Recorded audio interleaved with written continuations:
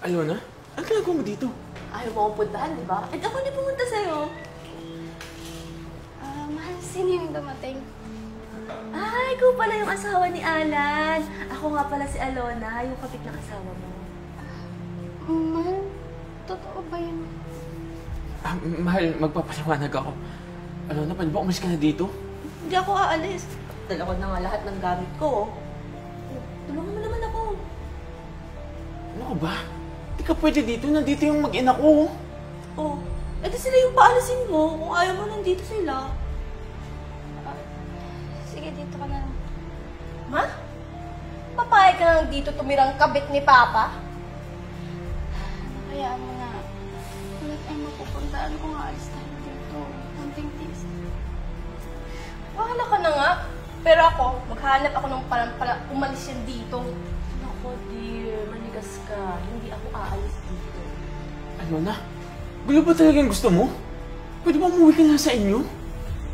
Ah, bakit? Isang buwan mo ako hindi pinupuntahan, di ba? Bahala ka sa buhay mo.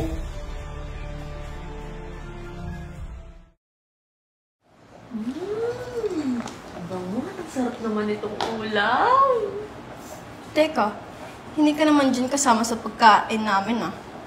Wala akong pakialam. Dito ako nakatira, kaya kung ano yung pagkain nyo, pagkain ko na din. Ang kapal ng mukha mo, ah.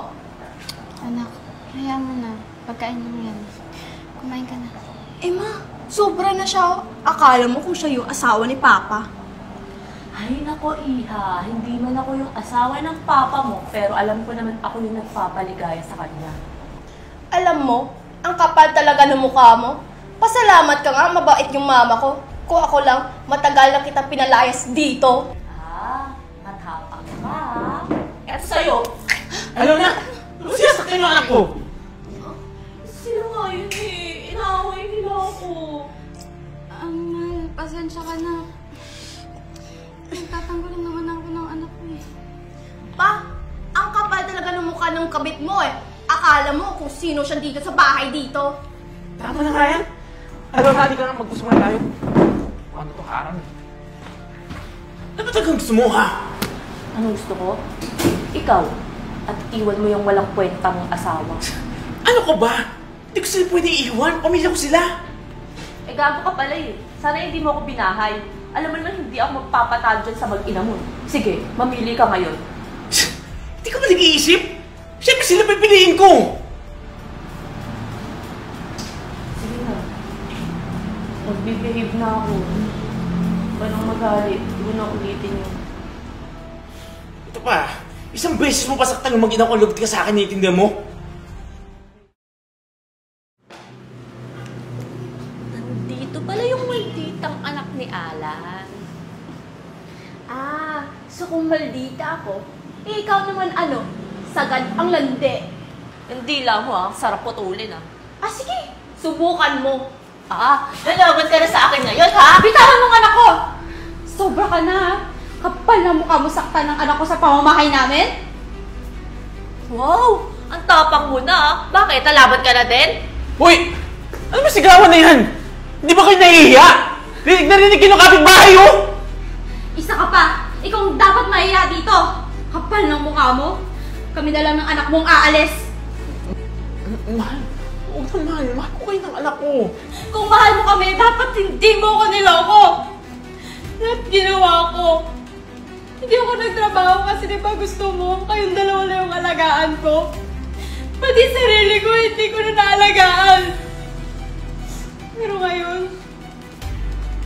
pipiliin ko na yung sarili ko at ang anak ko. Magsama kayo ng kabit mo. Aalis na kami ng anak ko. Mahal, please, huwag. Mahal, patawarin mo ako, mahal. Eh, Ano nga yan? Anak, let's go na. Malilate na tayo sa dinner date natin. Nagpa-reserve pa naman ako sa favorite na restaurant mo. Ay, it's okay na ma kasi na-reserve ko na po. And by the way, how do I look? Siyempre, pretty like mommy. Alam mo ma, ang ganda mo na ngayon. Hindi katulad noon nandyan po si Papa. May hinihintay ka bang bisita ma? Wala naman.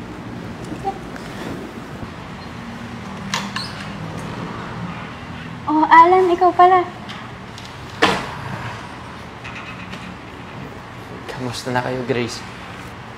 Mukhang okay naman kayo, ah. Ikaw, ang ganda mo din. Thank you. We're okay naman. Bakit ka pala napasyal? Gusto ko lang sana humingi ng tawad sa mga nagawa ko sa inyo.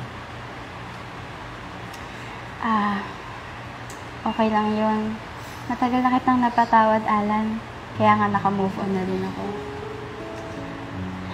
Simula nun, nakita ko na importansya ko sa sarili ko. Mas minahal ko na yung sarili ko. Oo nga pala, magpo-file din pala ako ng annulment.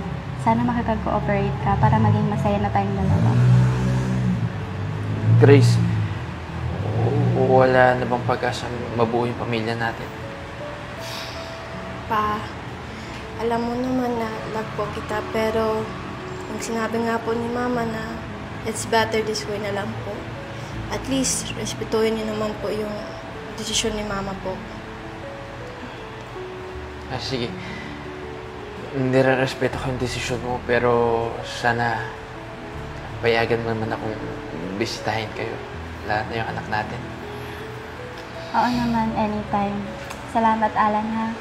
O siya, sige. Malilate na kami sa dinner date namin ng anak ko. Bye-bye.